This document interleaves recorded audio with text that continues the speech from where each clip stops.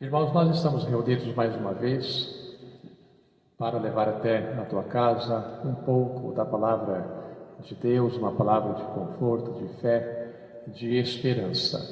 Enquanto não podemos nos ajuntar para o culto de louvor, a adoração a Deus, então nós temos que nos valer dos recursos que temos para estarmos nos comunicando com vocês e levando até o teu coração, até a tua alma, uma palavra de esperança.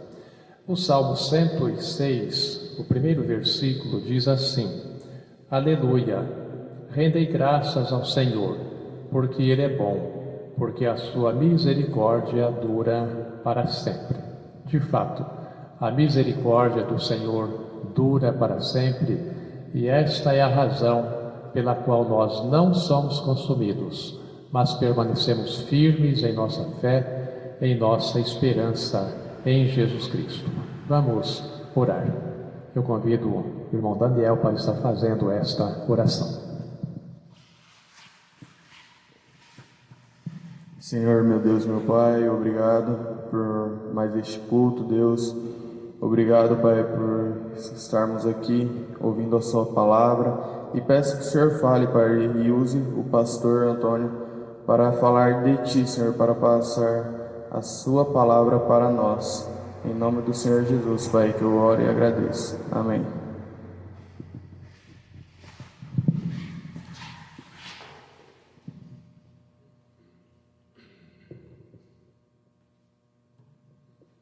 Eu vou fazer a leitura de um texto da Palavra de Deus que se encontra em 2 Timóteo, capítulo 2, versículo 15, e diz assim: Procura apresentar-te a Deus aprovado, como obreiro que não tem de que se envergonhar, que maneje bem a palavra da verdade. Pai, que as palavras da nossa boca e o meditar do nosso coração sejam agradáveis a Ti, sejam também para edificação da Tua Igreja, em nome de Jesus. Amém. Nós queremos falar hoje sobre o ser aprovados por Deus. Será que nós, como igreja, estamos sendo aprovados por Deus? Vejam bem, a palavra de Deus tem sido mal usada pela cristandade do nosso tempo, ou pelo cristianismo do nosso tempo. Ela tem sido usada para justificar certas atitudes e desejos pessoais de muitos. Para tantos, a palavra tem sido um amuleto, ela tem se servido de amuleto, cujo objetivo é dar sorte, felicidade e riquezas terrenas, proteção, livramento de todos os males e sofrimentos que abalam a vida humana. A bem da verdade, a palavra de Deus não nos foi dada com essa finalidade e para essa finalidade. Isso é o que o apóstolo Paulo fala no texto lido e é o que podemos ver em muitos outros textos da palavra de Deus. Para Paulo, a palavra de Deus nos foi dada para conhecermos os desígnios de Deus e, conhecendo-os, buscarmos uma vida aprovada por Deus, bem como a segurança espiritual de que necessitamos. Daí as palavras de Paulo: procura apresentar-te a Deus como obreiro aprovado. Com essas palavras, Paulo põe diante de nós duas coisas. Primeira, a forma como devemos nos apresentar diante de Deus. E segunda, qual a finalidade para nos apresentar diante de Deus? As duas coisas, isto é, tanto a forma quanto a finalidade, estão ligadas e são necessárias na busca pela aprovação de Deus. Vejam bem, em tudo em nossa vida queremos ser aprovados. Desejamos ser aprovados nos cursos e concursos que fazemos. Buscamos ser aprovados no trabalho que desenvolvemos na empresa onde trabalhamos. Buscamos ser aprovados nos relacionamentos que estabelecemos na sociedade. Queremos ser aprovados pelo grupo do qual fazemos parte. Enfim, em todas as áreas da vida, buscamos ser aprovados. No nosso relacionamento com Deus não é diferente. Precisamos buscar a aprovação de Deus também no nosso modo de viver. Precisamos buscar a aprovação de Deus no nosso modo de nos relacionar com Ele. E essa aprovação diz respeito tanto à forma quanto à finalidade. Assim, Paulo põe diante de nós um grande desafio. O desafio de sermos aprovados por Deus. E nesse desafio,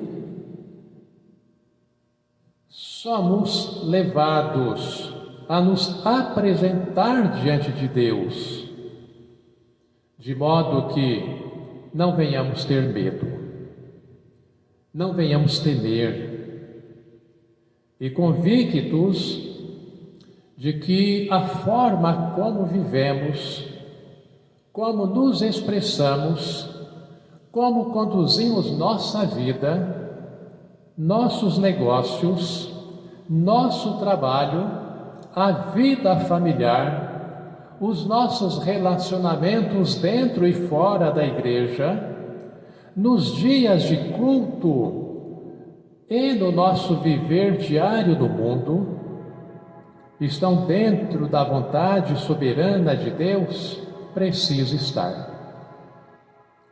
O salmista relata o seu desejo de ver sua vida aprovada por Deus, por isso ele orou, pedindo para Deus confirmar as obras das suas mãos. No Salmo 90, versículo 17, ele diz: seja sobre nós a graça do Senhor nosso Deus. Confirma sobre nós as obras das nossas mãos. Sim, confirma a obra das nossas mãos.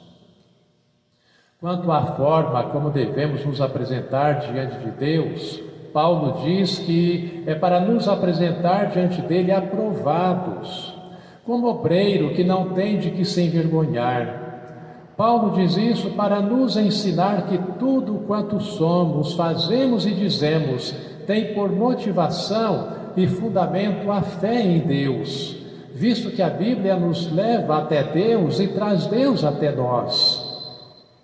Ela nos ensina a agradar a Deus e a viver em obediência, bem como a adorá-lo na beleza da sua santidade. Portanto, somos aprovados por Deus quando buscamos viver em fé, em obediência, em submissão e prontos para fazer com que a sua vontade seja feita entre nós. Além do mais, somos aprovados por Deus quando o adoramos em espírito e em verdade e na beleza da sua santidade. Em segundo lugar, Paulo diz que uma vez aprovados ou nos apresentando diante de Deus, aprovados como obreiros que não temos do que nos envergonhar, precisamos manejar bem a palavra de Deus. Então, se por um lado ele nos exorta a nos apresentar diante de Deus aprovados, como obreiros que não têm de que se envergonhar, por outro lado ele nos mostra como podemos agir dessa forma. Ou seja, ele nos aponta o caminho para nos apresentar diante de Deus aprovados como obreiros que não têm de que se envergonhar. E esse caminho é manejar bem a palavra da verdade. Para manejarmos bem a palavra, precisamos saber qual é o lugar da palavra de Deus em nossa vida. Olhando para as Escrituras, vamos encontrar o carinho que muitas pessoas tinham pela palavra. No Salmo 19, que é no Salmo 119, que é um verdadeiro poema que enaltece a palavra de Deus, encontramos a seguinte definição dada pelo salmista e o lugar dessa palavra em seu coração.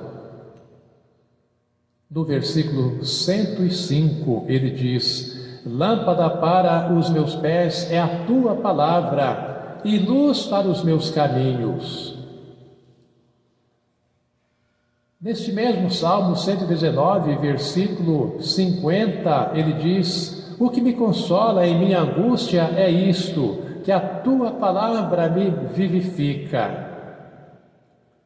Ainda neste Salmo 119, versículo 47, ele diz: terei prazer nos teus mandamentos, os quais amo, e quão doces são as suas palavras ao meu paladar, mais doce do que o mel em minha boca. Versículo 103. Em Hebreus capítulo 4, versículo 12, temos: porque a palavra de Deus é viva e eficaz, e mais cortante do que qualquer espada de 2 gumes, e penetra até o ponto de dividir alma e espírito, juntas e medulas, e é apta para discernir os pensamentos e propósitos do coração. Precisamos saber manejar bem a palavra de Deus, pois ela nos foi dada por alimento espiritual. Ela nos foi dada para conforto em momentos de tribulações e de angústias. Ela nos foi dada para o nosso crescimento espiritual. Ela nos foi dada para a correção e disciplina. Ao nos ser dada a palavra para o nosso crescimento espiritual, Deus teve por objetivo nos levar a alcançar a estatura de Jesus, homem perfeito, aprovado por Deus em todas as obras de suas mãos. Ela nos foi dada para o nosso crescimento espiritual, de modo que venhamos nos tornar semelhantes a Jesus. Esse tornar-se semelhantes a Jesus é o grande desafio que temos diante de nós, e é a vontade de Deus para que nos tornemos semelhantes a seu Filho Jesus Cristo. Semelhantes a Jesus Cristo, com certeza seremos aprovados por Deus. Portanto, irmãos, nos empenhemos em aprender a palavra de Deus, busquemos conhecê-la para não sermos levados por todo e qualquer vento de doutrina, mas que conheçamos a vontade de Deus, que nos firmemos no Evangelho de Jesus e que não nos deixemos nos envolver com fábulas profanas e de velhas caducas. 1 Timóteo capítulo 4, versículo 7. Que Deus esteja te abençoando, meu irmão, minha irmã, você que me ouve, de modo que você se apresente diante de Deus, aprovado por Ele, e que você saiba, através da busca pelo conhecimento da palavra de Deus, manejá-la para o teu crescimento espiritual. Que Deus te abençoe. Vamos orar. Te agradecemos, Pai, por mais este momento que nos encontramos diante de Ti. E te pedimos, Pai, que Tu estejas abençoando a Tua igreja, levando-a a conhecer mais e mais a Tua palavra, para que ela possa se apresentar diante de Ti como uma igreja aprovada por Ti, uma igreja que não tenha do que se envergonhar, uma igreja que saiba manejar a Tua palavra, tanto para o seu conhecimento, como também para a prática do ensino. Abençoe, Pai, grandemente a Tua igreja nesses momentos de isolamentos, ó Pai. Não permita que ela se disperse, mas que ela esteja unida em espírito. E assim, ó Pai, crescendo na vida espiritual, crescendo na vida de comunhão contigo. Pedimos-te também, Pai, para que Tu estejas sarando esta terra, Pai, dessa pandemia, e seja abençoando os governantes do mundo, Senhor, para que eles se ajustem e busquem a solução para esses problemas dentro daquilo que está nas mãos deles, ó Pai, e que fazem parte da competência deles, de modo, Pai, que este povo possa ter um pouco mais de tranquilidade. Abençoa, Senhor, a Tua criação. Abençoe, Pai, este mundo que Tu criaste de modo perfeito para ser a expressão da Tua glória. Fica, Senhor, conosco, abençoa-nos e perdoa os nossos pecados, nós oramos em nome de Jesus. Amém. Recebei a bênção. Meus irmãos, que a graça infinita de nosso Senhor Salvador Jesus Cristo, que é amor eterno de Deus, o nosso Pai, que a comunhão e as consolações do Espírito Santo sejam com todos vós, hoje e sempre. Amém.